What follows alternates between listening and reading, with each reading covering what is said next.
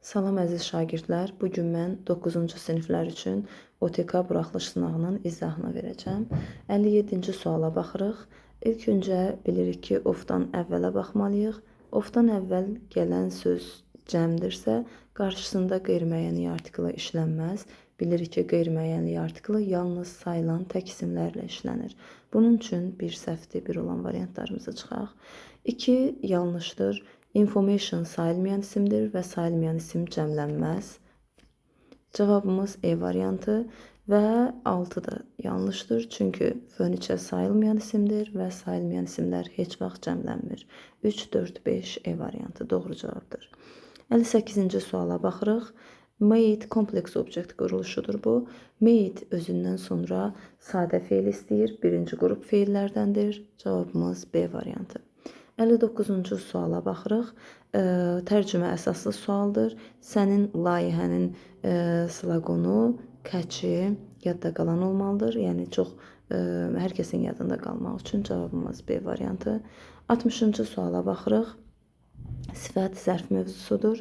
Və baxırıq ki, read feili, feildən sonra zərf gəlir. Bunun üçün birinci tərəfin sifətlərini çıxırıq.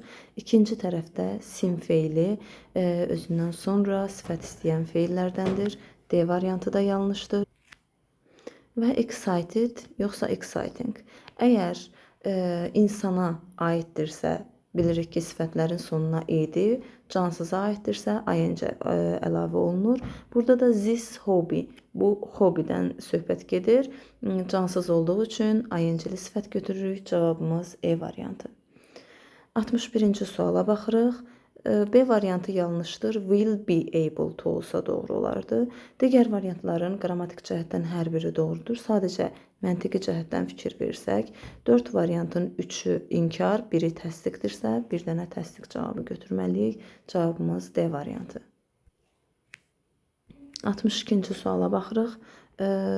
Chat söhbət etmək, söhbət, conversationdan bilirik ki, conversation da söhbət deməkdir. 1A. 2. Courage, cəsarət, bravely, bu da demək cəsurluq deməkdir. 2-yə gedər B variantı. 3. C variantı. 1A, 2B, 3C, cavabımız C variantı. 63-cü suala baxırıq. Tomorrow var və if var. If-dən sonra gələcək zaman olmaz. E, C variantları gedir və tomorrow gələcək zamanın zərfi olduğu üçün B variantı da gedir. Mübtədamız tək olduğu üçün feilin sonuna SES və indiki sadə zaman gələcək zamanla uzlaşır. Cavabımız A variantı. D variantı yanlışdır. Həm uzlaşma yoxdur, indiki zaman keçmiş zamanla uzlaşmaz. Həm də ki, mübtədamız təkdirsə, feilin sonunda SES olmalıydı. Bilirik ki, ismin sonunda SES gələrsə cəmliyi, feilin sonunda SES gələrsə təkliyi bildirir. 64-cü suala baxırıq. Birinci doğrudur, oldan sonra of gələ bilir və cəm əvəzlik və yaxud da cəmsim gəlir. Bir doğrudur, 2 yanlışdır.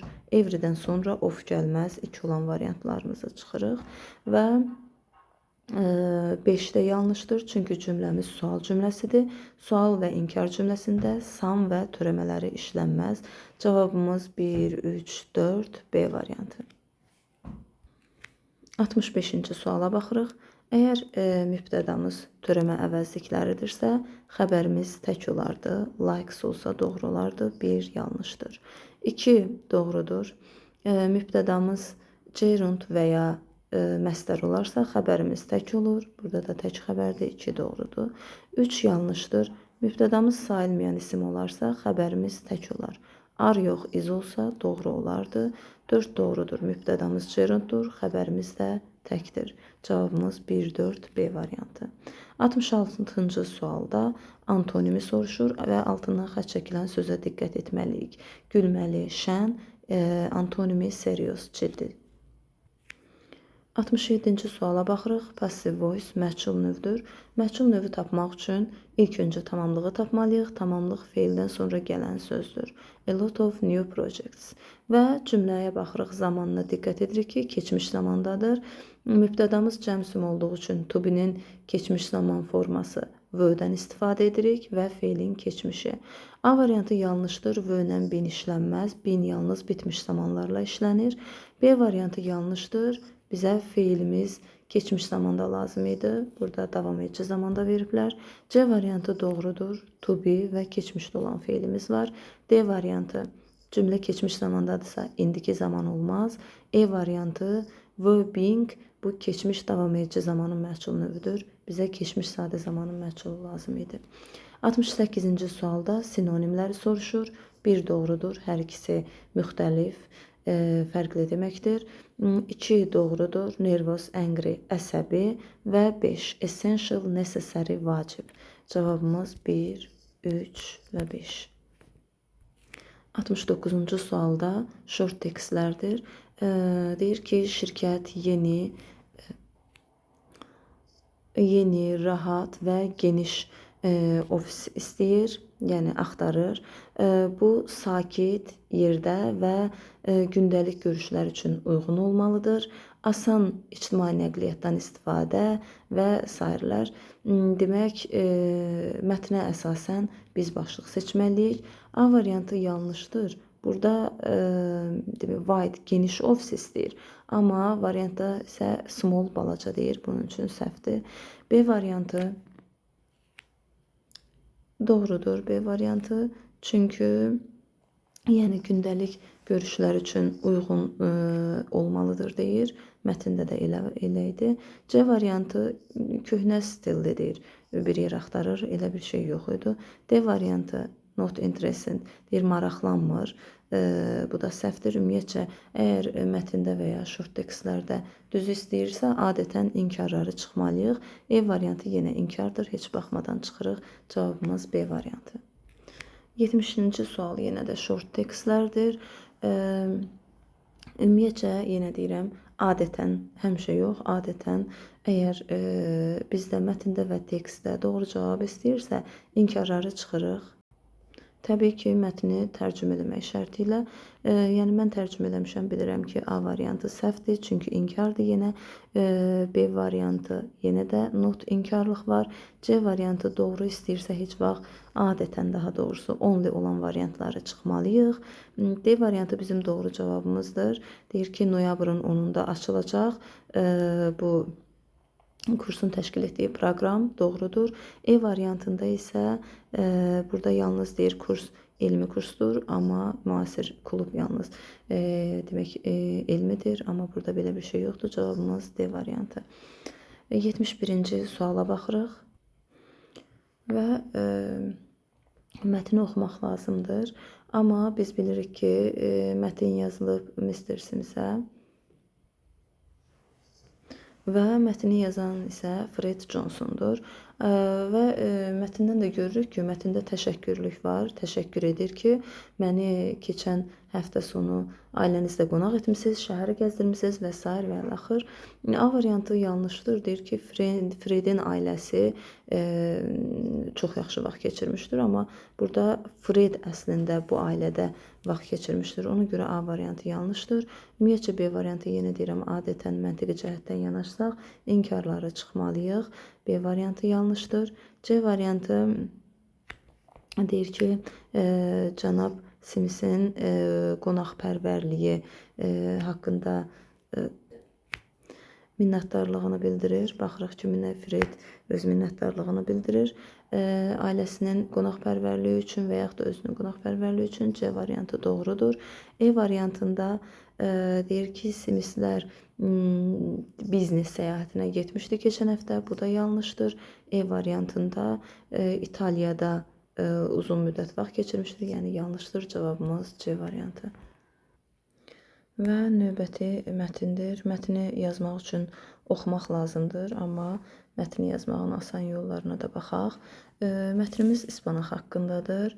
İspanağın dəmirlə baxırıq ki, zəngin demək olduğundan söhbət gedir və insanları çox güclü etdiyinə dair inanc bir elmi səhvdən irəli gəlir 1970-ci illərdə Erich von Wolf adlı bir alman alimi müxtəlif tərəvəzlərdə qida maddələrini aşkarlayırdı. O, ispanaqdakı dəmir miqdarını qeyd edərək 100 qramda 35 milliqram dəmir olduğunu söylədi. Bu məlumat dərc edildi və hər yerdə paylaşdı. Nəticədə insanlar ispanağın super qida və çox güclü demək qida mənbəyi olduğuna inanmağa başladılar. Bu fikir hətta dənizçinin ispanaq yeyib dərhal güclü olduğu Popeye cizgi filminə də ilham verdi. İllər sonra 1937-ci ildə digər alimlər Erich von Wolfun orijinal işini yenidən yoxladılar və onlar onda səhv tapdılar və gördülər ki, yəni onluq nöqtəni vergül, daha doğrusu səhv qoyulmağı nəticəsində bu məlumat səhv dərc olunub və sairə belə bir mətindir. 72-ci suala baxırıq. Mətnə aid düzgün variantı seçməliyik. 72-ci sualda A variantında deyir ki, tədqiqat dərc edildikdən sonra alimlər səhvi düzəltdilər. Amma A variantı yanlışdır, çünki sonra yox. Demək, tədqiqat 1870-ci ildə dərc edilib, amma alimlər 1937-ci ildə bunu aşkarlamışdır. Buna görə də A variantı yanlışdır. B variantında adətən doğru cavabı istəyirsə, onlu olan cümlələr yanlış hesab olunur, heç tərcümə etmədən yəni çıxa bilərik. Tərcüməyə də baxanda deyir ki, ispanaq yalnız dadına görə məşhur oldu, amma dadına yox, onun keyfiyyətinə, yəni dəmir artıqlığına görə məşhur olmuşdur. C variantı doğrudur. C variantında dəmir miqdarının səhv olması elmi bir səhvə yol açdı.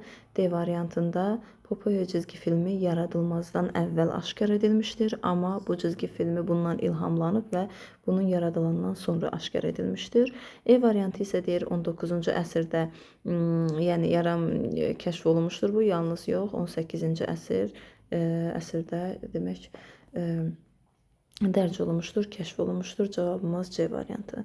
73-cü sualda mətn nə haqqındadır sualına cavab vermək üçün mətnin ilk və sonuncu cümlələrinə diqqət yetirmək lazımdır. Mətnin ilk cümləsinə baxanda baxırıq ki, ispanaqdan söhbət gedir. Onun necə demək, səhvən, elmi səhv nəticəsində məşhurlaşmağından söhbət gedir. Və bu isə cavabımız E variantı olur doğru cavabımız. Çünki böyük bir ispanaq haqqında mif idi, yəni bu haqdadır. 74-cü suala baxırıq. Deyir ki, və 74-cü sualda deyir ki, əsas səhv nə idi? Erich von Wolfun araşdırmasının əsas səhvi nə idi? Əsas səhvi cavabımız E variantı idi. Decimal point wrong, yəni vergülün, kəsirlərdə vergülün səhv qoyulması idi əsas səhv. 75-ci suala baxırıq. Deyir ki, yanlış məlumat yayıldı ispanaq haqqında, çünki o yəni nəşr olunduqda yoxlanmamış nəşr olunmuşdu. Buna görə cavabımız D variantı. 76-cı sualda bizdən false, səhv variantı soruşur. Adətən bizdən səhv variantı soruşursa, inkar olan cümlələri seçməliyik. Bir bilirik ki, səhvdir, çünki nə var, inkarlığı bildirir. Biri götürürük. Yenə deyirəm, mətni dəqiq təhlil edib oxumaq lazımdır. Bir də səhv variantımız 2-dir. Deyir ki, səhv vergülün qoyulması, kəsirdə, yəni səhv vergülün qoyulması 1870-ci ildə araşdırıldı.